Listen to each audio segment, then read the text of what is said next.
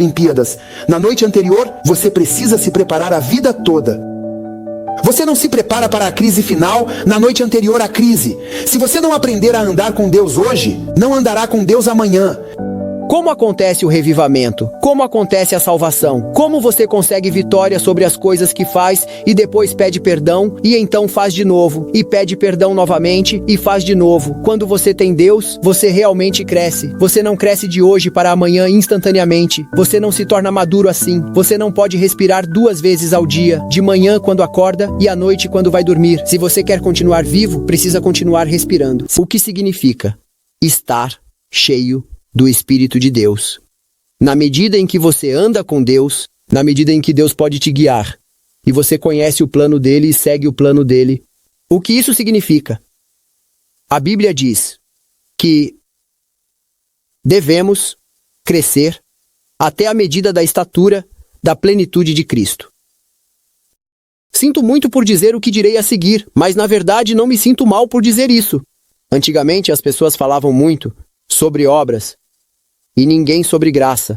Ultimamente falamos muito sobre graça, mas ninguém fala sobre obras. E se você disser obediência, só de dizer a palavra obediência, você é um legalista. Você me entende. Não somos salvos por obras, somos salvos somente pela graça. Mas se você está cheio da presença de Deus, acredite em mim, você o obedece. É isso que a Bíblia diz. Se você me ama, você me obedece. Não é um pedido, é uma informação. Se você realmente me ama, não tem problema em me obedecer. Se eu amo minha esposa, acredite. Eu lavo a louça sem comentários. Eu estou falando sério. Pergunte a ela, converse com ela. Eu estou falando sério. Não porque é uma exigência. Para qualquer coisa, você sabe. Apenas porque eu a amo.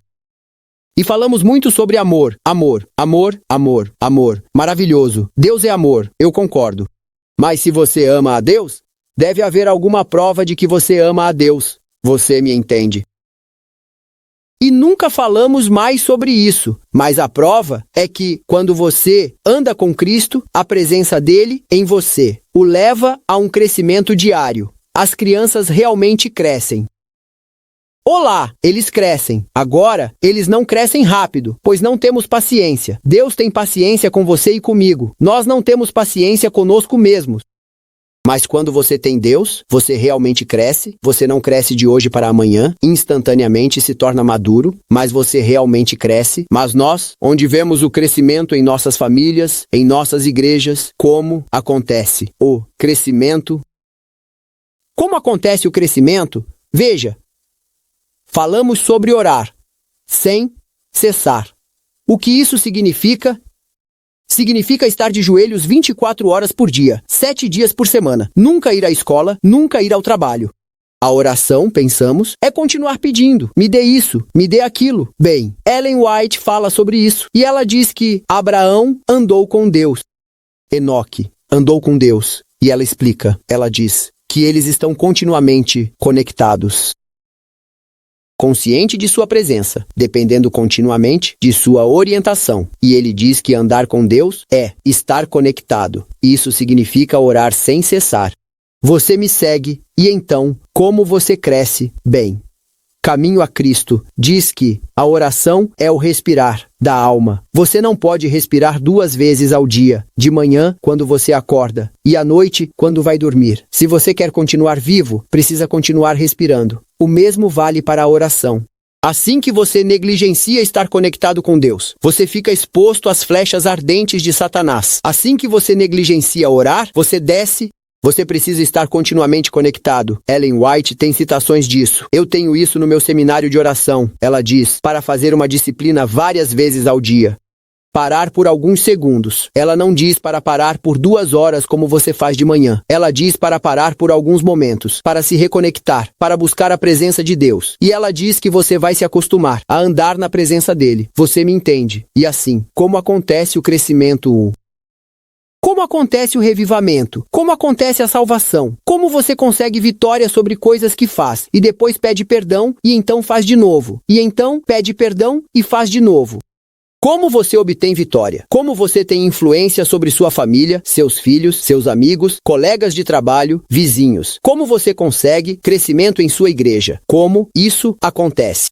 Porque teoria é muita teoria, mas na prática não a vemos. Como? Bem, deixe-me explicar um pouco como isso acontece. Temos um grande problema na igreja. Qual é esse problema? Confundimos as coisas. Confundimos as coisas. Por exemplo, falamos sobre a salvação pela graça e em seguida tentamos conquistá-la por meio de obras. Isso está na Bíblia. Diz que eles substituem a justiça de Deus pela sua própria justiça. Deixe-me dar um exemplo. O cara que devia 10.000 talentos ao mestre, você se lembra? Ele disse: perdoe-me e eu te pagarei de volta. O que é isso? Perdoar-me é graça e eu vou te pagar de volta. O que vale? Se você é perdoado, você é perdoado. Você não precisa pagar de volta. Mas ele não entende. Ele os confunde. Perdoe-me e eu pago de volta. Você não precisa reembolsar. Se você reembolsar, não há graça. Você trabalha por isso. Como o jovem rico, o que eu devo fazer? Eu o faço para herdar. Você não precisa fazer para herdar. Você precisa pertencer para herdar. Você é meu filho. Você herda. Quando eu morrer, é seu. Você me segue. Nós confundimos as coisas. É muito caótico em nossa mente. E o problema que temos aqui é que pensamos que, para crescer, devemos fazer isso ou aquilo. E não entendemos que tudo o que você fizer continuará falhando, e falhando, e falhando. E continuamos tentando e falhando novamente. E continuamos tentando e falhando novamente. Até que nos tornemos fariseus, falsos de duas caras. Ó, como você está ótimo. Eu conheci um cara no estacionamento, né? Não aqui, não hoje. Como você está? Bom. Sua família? Boa. Seu trabalho? Bom. Feliz sábado. Depois da igreja, pastor, preciso falar. Ele entra. Ele diz: minha esposa saiu. Você disse que sua família está bem. Ah, é o que dizemos. Não queremos dizer isso. Haha, não queremos dizer isso. O que isso significa? Aprendemos a colocar um sorriso bonito e por dentro sofremos. E assim falhamos, e eventualmente apenas colocamos uma máscara. E sofremos por dentro. Esse é um extremo. O outro extremo é que nos desencorajamos, ficamos deprimidos e desistimos de lutar. E não aprendemos a lição. Não é lutando que você cresce. Você me segue. Como o crescimento acontece na sua vida, na sua igreja, deixe-me. Como vem o avivamento, como vem a vitória, como vem os batismos. Todas essas coisas boas, todas, nenhuma, tudo. Bem, deixe-me primeiro lembrá-lo de que Jesus disse aos discípulos: é melhor para vocês se eu for, porque se eu for, vou lhe dar o Consolador, e ele o guiará em toda a justiça. Quanto? Primeira ou última parte, ou tudo? Jesus também falou aos discípulos e disse: não vão. Eu sei que vocês têm a grande comissão. Eu sei que você deve evangelizar o mundo. Não fique esperando na cidade e orando. Por quanto tempo ele deve orar? 1 hora, 1 dia, 1 semana? Jesus diz: ore e ore e ore e ore até. Até quando? Ouça com atenção. Até. Ore, ore, ore. Continue orando até receber o Espírito Santo. Quando receber o Espírito Santo, receberá poder. Então vá. Muitas vezes, vamos sem o Espírito Santo. Portanto, não há poder. Faltamos poder em nossas vidas, em nossas igrejas. Mas a presença do Espírito Santo está associada ao poder. Quando você receber o Espírito Santo, receberá poder. E a palavra é dunamis. Isso significa dinamite. E os discípulos oraram e receberam o Espírito Santo. Quando receberam o Espírito Santo, veio o poder. E então eles pregam. Não apenas Pedro, como somos tentados a acreditar. Ele diz que todos, como está escrito no livro de Atos, pregavam e falavam em línguas, e todos aqueles nas nações representadas ali os ouviam em sua própria língua, e diziam: estão eles bêbados? E Pedro os defendendo, não a si mesmo. Isso significa que todos eles trabalharam. Pedro diz que não, eles não estão bêbados. Esta é a realização da promessa. Eles recebem o Espírito Santo. E lembre-se do tipo de sermões que Pedro pregava. O sermão dele durava cerca de 20 segundos. Jesus, ele era o Messias. Vocês o crucificaram. Precisam se arrepender. Amém. 3.000. O que devemos fazer? 5.000. E a Bíblia diz que estou improvisando. Não está na Bíblia que o secretário da igreja passou o dia todo e a noite toda ligando para as pessoas. Qual é o seu telefone? Qual é a sua data de nascimento? Qual é o seu endereço para colocar nos livros da igreja? E depois que eles chegaram, era cerca de 02:00 da manhã. Ele disse, eu registrei apenas 500 pessoas e tenho mais 4.500. E no dia seguinte, mais 3.000 batizados. O secretário diz, homem, ele vai me matar. E então, ele diz, em vez de dizer mais 3.000 e mais 2.000 e mais 7.000, ele diz, Deus acrescentou aos seus números. No domingo, eles tiveram o batismo. Diariamente. E se você tivesse isso em sua igreja, nunca há tempo para esvaziar o tanque de batismo porque você tem que usá-lo novamente. Não é algo curioso. Por que isso? Não acontece. Aconteceu quando eles receberam o Espírito Santo. Não acontece porque... Deixe-me explicar um pouco. Então o reino dos céus será como 10 virgens que pegaram suas lâmpadas e saíram para encontrar o noivo. 5 delas eram sábias, 5 eram tolas. E elas pegaram seu óleo. E lá. Você conhece a história? Não conhece. E então, ouça com atenção. Mateus 25. Você conhece. A história? Não conhece. Bem, deixe-me te contar algo aqui. 10 virgens. O que isso significa? Não se preocupe com isso. 10 virgens. O que significa que elas são virgens? Elas são a igreja má ou a igreja boa? Igreja boa. Na Bíblia, a mulher é o símbolo da igreja. A mulher virgem é o símbolo da igreja pura. A mulher prostituta é o símbolo da igreja apóstata. Estou certo. A virgem está vestida de branco. Essa é a vestimenta de justiça de Cristo. O apóstata está em escarlate ou vermelho. Esse é o símbolo para doutrinas ruins, o vinho da Babilônia. As virgens não apenas estão vestidas de branco. Quantas delas são virgens? Apenas 5, as sábias, ou todas 10, incluindo as tolas. Olá! Então ele está falando sobre 5 igrejas de Deus e 5 igrejas apóstatas, ou todas as 10 são igrejas de Deus. O espírito de profecia é bem claro sobre isso. Diz que a igreja de Deus são todas as 10. Agora ouça com atenção. Quantas delas têm as lâmpadas? Todas as 10. A tua palavra é uma lâmpada. Então as 10 antigas têm a palavra. Elas têm a verdade. Elas têm as doutrinas. Elas têm os mandamentos. Elas são aquelas que guardam a lei, certo? Todas as 10, ouçam com atenção. De acordo com o grego, todas as 10 têm óleo no início nas lâmpadas. Você me segue. Todas as 10 têm óleo. Qual é o símbolo do óleo? O Espírito Santo. Todos os 10 recebem o Espírito Santo quando são batizados. Eles vêm à igreja. Aleluia. Louvado seja o Senhor. Você sabe, o problema é que, mais tarde, alguns deles não têm mais óleo. Bem, deixe-me explicar o que acontece em nossas igrejas. Temos um batismo, e isso é uma coisa boa, uma grande celebração. Temos uma refeição. Alguém foi batizado. É bom ou ruim que as pessoas sejam batizadas? É bom. É o suficiente. Nós confundimos nascer com crescer. É bom ter um bebê, mas o bebê precisa crescer. Se o bebê não crescer, você precisa ir ao médico. O bebê está doente. Temos uma celebração, as pessoas se batizam e dizemos, fim da história. Isso é abuso infantil. Após um batismo, deixamos o bebê sozinho. O bebê precisa ser arrotado, precisa ser alimentado. A fralda precisa ser trocada. O bebê precisa de cuidados. Olá, e nossos bebês, após 40 anos de batismo, ainda estão de fraldas porque ninguém, nunca, os ajudou a crescer. Eu cantei a música e ninguém me apreciou. Eu não vou voltar. Cresça! Este pastor disse que eu não vou voltar. Eu vou chamar a conferência. Bebês, você me segue. o bebê precisa crescer até a maturidade espiritual.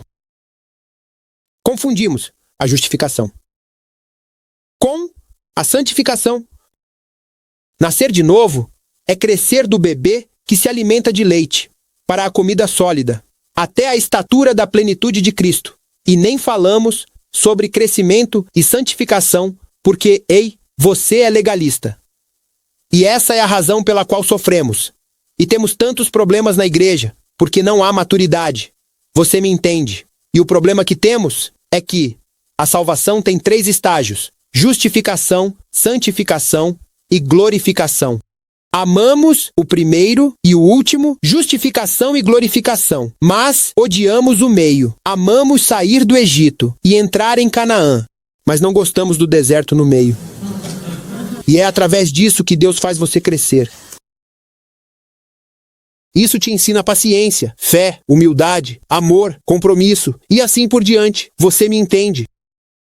Através da plenitude ardente, ele purifica seu caráter. Senhor, me dê paciência. E então seu chefe te dá trabalho duro. Senhor, resolva o problema com meu chefe. E Deus diz: você não pediu paciência.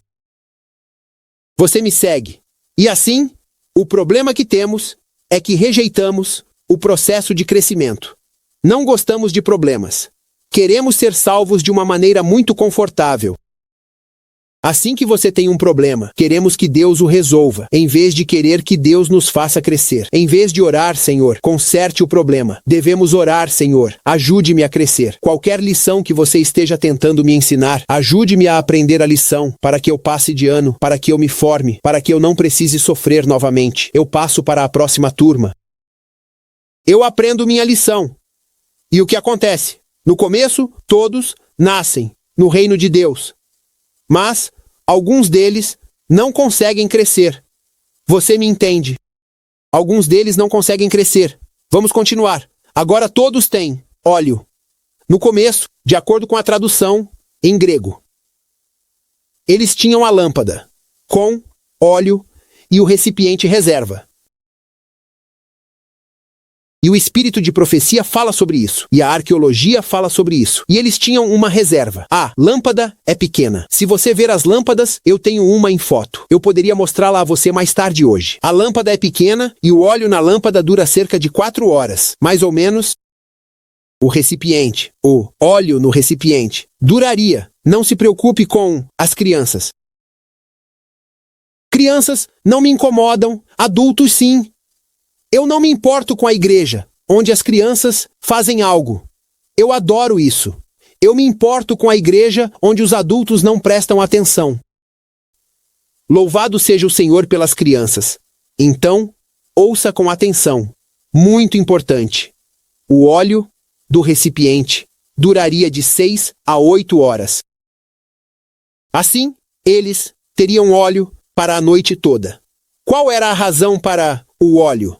Por que você precisa de óleo? Para brilhar. O que Jesus diz, você é a luz do mundo. Você é a luz do mundo. Deixe sua luz brilhar na escuridão. Você é a luz. Porque precisamos de luz, certo? E a luz não acontece na sua vida, na ausência de óleo. Pare de tentar ser uma luz. Comece a tentar estar cheio de óleo. E então, por que eles precisam de luz? Por que você precisa ser uma luz? Oh, olhe para mim, quão brilhante eu sou. Por que você precisa ser uma luz? A tradição e a história dizem que na Palestina daquela época, as ruas eram confusas. Basicamente, eu estive lá, estive em Israel várias vezes. Se você olhar para as ruínas, as ruas são como um labirinto. Não era bem organizado. E as ruas não tinham nomes. Lee Highway, Highway 11, sem nomes. Então, se você era da cidade, conhecia o caminho. Mas se você veio para o casamento de uma cidade diferente, não sabia. Agora os casamentos acontecem à noite. Por quê? Por causa do calor. Estive lá muitas vezes. Estive em Dubai muitas vezes. Estive no Oriente Médio muitas vezes. Conversei com o presidente da conferência em Dubai. Estava cerca de 60, mais de 60 graus Celsius, do lado de fora. Isso é, eu não sei, mais de 120, 30, 40, eu não sei. Estava tão quente que você sai do carro e não consegue respirar. E o presidente da conferência me disse, se eu te deixar lá no deserto, em 10 minutos, você estará morto. Você vai sufocar, vai ter dores de cabeça, vai desidratar, você vai morrer. E ele me disse que, portanto, sempre que temos festas, casamentos, formaturas, qualquer celebração, um churrasco, fazemos isso depois das 2 da manhã. Depois das 2 da manhã, no meio da noite, depois do meio da noite, porque esfriou. Ok, então, voltando à história. Casamentos aconteciam à noite.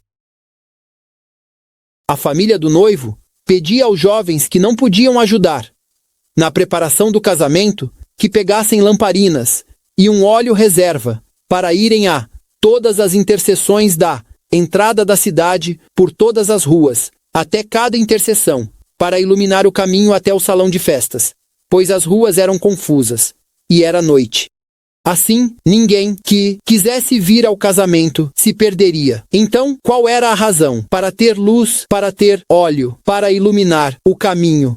Ellen White diz, eu tenho a citação, vou te dar a citação no final, para que ninguém ao nosso redor se perca.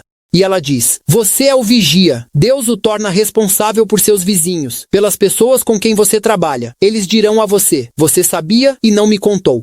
E se você não lhes contar as boas novas, eles perecerão, mas o sangue será exigido de sua mão. Mas se você lhes contar, o sangue deles não será exigido de você. Você deve iluminar o caminho para o salão de casamento, para que ninguém ao seu redor se perca. E essa é uma condição para a salvação. Aqueles que não acenderam, significa que o óleo não estava neles. Porque se você tem o Espírito de Deus, sem esforço, naturalmente, quando você tem óleo, você acende. Você me segue. Você não precisa tentar. Estou tentando ser uma luz. Você não precisa tentar. Quando Deus vive em você, você brilha. Você brilha. E assim, eles devem ter óleo para ter luz, a fim de iluminar o caminho para cada interseção, para que as pessoas soubessem como chegar, sem se perder, ao salão de festas. Agora ouça com atenção, muito importante. Quantos deles, eles são a igreja de Deus, como sabemos, porque são virgens, estão vestidas de branco, têm a palavra, têm os mandamentos. Eles estão esperando. Que igreja está esperando? Eles estão esperando que o noivo venha. Agora ouça com atenção. O noivo parece estar atrasado. O que acontece com a igreja? Quantos deles? Os tolos? Todos. Bem, ouça esta citação, segundo os testemunhos, página 205. Os discípulos adormecidos representam uma igreja adormecida. Quando a visitação de Deus está tão próxima, agora ouça a próxima citação. Segundos. Testemunhos, página 337. Ouça. Cristo está à porta. Homens e mulheres estão nas últimas horas de prova. No entanto, eles são descuidados e tolos, estão adormecidos, e os pregadores não têm poder para despertá-los, porque os próprios pregadores estão dormindo. Ministros adormecidos, pregando para membros adormecidos. Isso significa que eu estou dormindo, você está dormindo, roncamos. Isso não significa que temos más intenções. O fato de você estar aqui diz que você tem boas intenções, mas não estamos cientes da urgência. Satanás quer que sejamos ignorantes e distraídos. Assim, não estamos cientes de que Jesus está realmente voltando e é hora de acordar. Você me segue. Satanás quer que fiquemos distraídos, que estejamos dormindo. E quantos deles estão dormindo? Todo mundo. Não aponte o dedo para mais ninguém, porque você também está dormindo. Agora, quantos deles acordam? Somente os sábios. Não. A Bíblia diz que todos. Você vê que até este ponto não há diferença na igreja entre os sábios e os tolos. Todos esperam, todos estão vestidos de branco, todos têm os mandamentos, todos conhecem as doutrinas, todos comem tofu, todos vão dormir, todos acordam, todos, certo? O que acontece? Isso é curioso. Quando eles foram dormir, ainda tinham óleo. Ouça com atenção. Isso é importante, o que digo a seguir. Quando eles acordam, alguns deles já não têm mais óleo. Por quê? Deixe-me te contar o porquê. Quando você é batizado, no início, todos tinham óleo. Quando você é batizado, você se compromete com a sua vida. E você ora, estuda e experimenta Deus. E Ele é o primeiro amor. Mas então, você começa a se distrair, a ficar ocupado e a ter outras prioridades. E seu óleo, lentamente, imperceptivelmente, vai um pouco mais baixo, e ainda há luz, e ainda há óleo, mas apenas um pouco menos, porque você está tão ocupado. E 5 delas voltam diariamente à fonte de óleo, voltar diariamente e reabastecer-se. Suas bênçãos são novas. Cada manhã, você vai diariamente. Toda manhã ele desperta. Toda manhã ele desperta meu ouvido para ouvir. Jesus acordava cedo pela manhã e passava tempo com o Pai. 5 deles voltava continuamente para encher o recipiente de reserva. E 5 deles baseiam-se no que conseguiram no início e lentamente vão caindo cada vez mais. E então todos adormecem. Quando eles acordam, sem que eles soubessem, o óleo havia acabado, a luz estava apagada. E você não enche o recipiente. Na crise, você não se prepara para o exame final em Loma Linda, na noite anterior. Você não se prepara para as Olimpíadas. Na noite anterior, você precisa se preparar a vida toda. Você não se prepara para a crise final na noite anterior à crise. Se você não aprender a andar com Deus hoje, não andará com Deus amanhã. Para encher o recipiente é de forma diária, como respirar, como comer, como água. E é aí que eles falham. Não é que eles não acreditem nas doutrinas. Não é que quebrem o sábado. Não é que não vão à igreja ou que não acreditem nas doutrinas. Eles são bons adventistas. Mas eles não conseguem encher o tanque diariamente. E essa é a diferença entre salvos e perdidos. Agora ouça com atenção. Por quê? Eu digo a você por quê. Diz que eles adormeceram. O que é isso? Na Bíblia, eu sugeriria que o sono é o símbolo de segurança. Diz que Pedro estava dormindo na prisão. Mas o livro de Atos dos Apóstolos diz que eles planejaram executá-lo no dia seguinte. Mas então Ellen White diz que ele dormiu porque sabia que Deus está no controle e que ele está seguro nas mãos de Deus. Ele sabia que Deus está no controle e que o que quer que Deus permita está tudo bem. Desde que eu esteja nas mãos de Deus, estou seguro. Eu poderia te dar vários exemplos. Por exemplo, Jesus, no barco, durante a tempestade, os discípulos estão desesperados. Vamos perecer. E o que Jesus está fazendo no barco? E Ellen White diz na hora das idades que ele se sentia seguro e protegido nas mãos do Pai. Eu poderia te dar pelo menos 4 exemplos da Bíblia, onde as pessoas dormem nesse tipo de situação. E ela diz que isso acontece porque se sentem seguras, porque sabem que estão nas mãos de Deus. Dormir é o símbolo de segurança, de paz, de proteção. Por que eles dormem? Na parábola, porque pensam que somos a igreja de Deus. Temos a verdade, temos o sábado, temos o santuário. Estamos esperando, somos a igreja. É uma falsa sensação de segurança. Chegamos ao ponto em que confundimos o que sabemos e nossas doutrinas com estar cheio de Deus. Chegamos ao ponto em que substituímos a presença de Deus pelas formas de adoração. Se você vai à igreja, canta, ora, ouve o sermão, guarda o sábado, não trabalha no sábado, não come isso, acredita nisso, sabe disso e conhece as profecias, você está bem.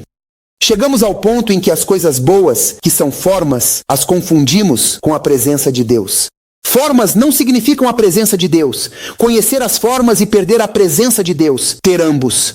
Você não pode ter a presença de Deus sem ter as formas de Deus ou a lei de Deus. Você não pode ter Deus e quebrar seus mandamentos. Você precisa ter ambos. Você não pode ter as doutrinas de Deus sem a presença de Deus. Alô? As virgens se sentiam seguras porque tinham as lâmpadas, as formas que segurariam o óleo. Eles tinham as formas, que segurariam o conteúdo, mas não havia conteúdo dentro. O óleo estava faltando. Eles tinham a forma exterior, mas faltava o conteúdo. Você me entende?